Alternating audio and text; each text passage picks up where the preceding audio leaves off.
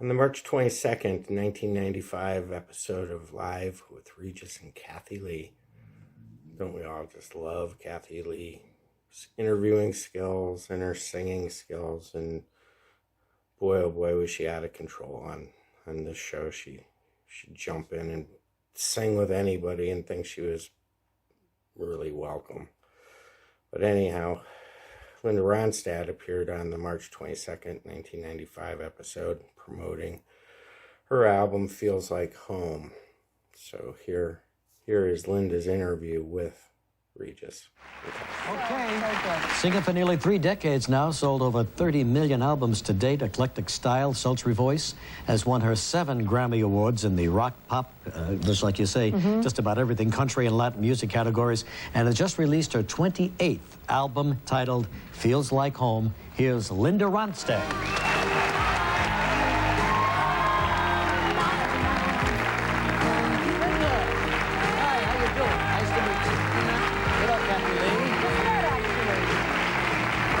Would you like to put this on, darling? Or?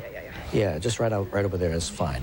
So, Linda, welcome to our show. I think this is the very first time that we have interviewed you, and I have interviewed you to boot, right? Right. All these years. Nice to have you with us. Well, thank you. Much more comfortable in a recording session, I'm sure. That's where I'm happy. Yeah, that's where you're happiest, huh? And you're actually going to go on the road with this record, right? With a gun to my head, I'm afraid, but I've gotten so... I've turned into a little studio rat, you know. It's gotten hard. It's getting hard. It's just that plane and that hotel.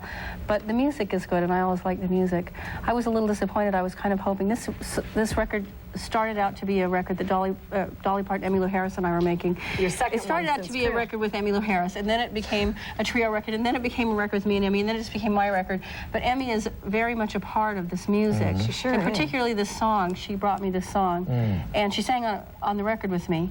So she might join me for some of the concerts eventually. Nice. On That'll the be West fun, Coast. won't it? Eventually, we are getting around to making that record together. Yeah. Well, it sounds like this has been a work in progress for a long time. It just took the most peculiar journey, and so it has a lot of different kinds of things on it.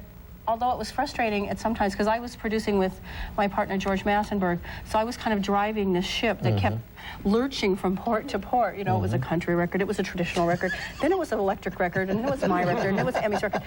And so I turned out to just be a great record. Well, I had the mandolin finally as the continuous thread to sort of hold on to. I had a virtuoso mandolin player, David Grissman, on this record. That you finally decided on, huh? I just finally got a rock and roll song that I could have mandolin on. I went, that'll make it work. It's all about Tom mandolin. Petty's song, right? Right. Well, that's something different, isn't it? Yeah.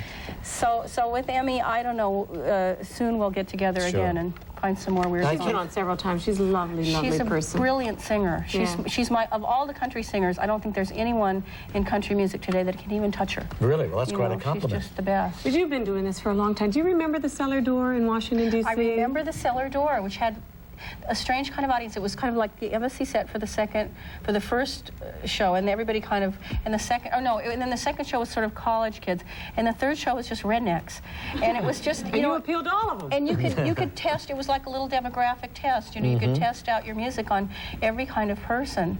And of course, boy, in those days there were 3 shows and sometimes 4 shows a night on weekends, maybe. And I had the Eagles for my backup band then when I played the Cellar Door. Oh my gosh! Yeah. And you started with the Stone Ponies, right? Well, that was way before that. Way before that, yeah. We're talking way back now. I go a long way now.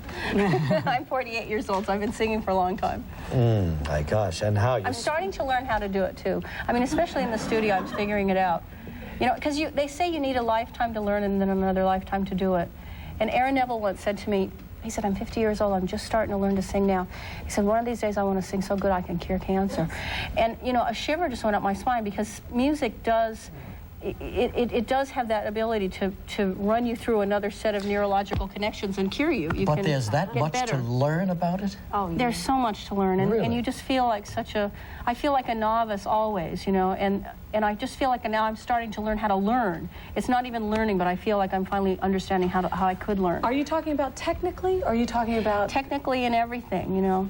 It's just, and you know, the person, Emmylou and I are both huge Maria Callas fans, and I've discovered that any kind of music that I want to do, whether it's Mexican music or bluegrass or rock and roll, I can check with her. You know, I can get a Maria Callas record and kind of oink along with it, which is all I can do compared to her, you know.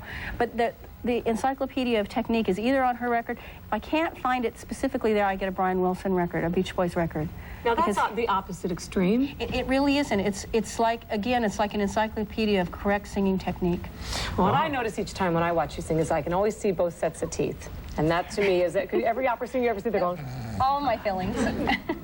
every feeling we've got, right?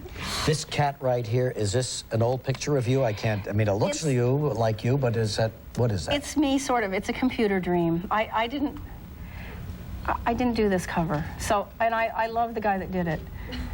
It's a computer dream. I only have seen it this week. It was something I remember vaguely looking at it going, get rid of that cat. But they didn't. That's what I say every day. Get rid of that stupid cat. But you know, then when you listen to the record, though, this fits the whole concept beautifully, because it really did. The minute I started listening, I thought, this is what I first I'm responsible for this. I cannot cook, to say about it, but I can bake a mean loaf of bread. If that is my bread, I baked it in the studio. Look at that. So, Come on, Linda Ronstadt can bake bread with the best of them. When we come back, she's going to sing.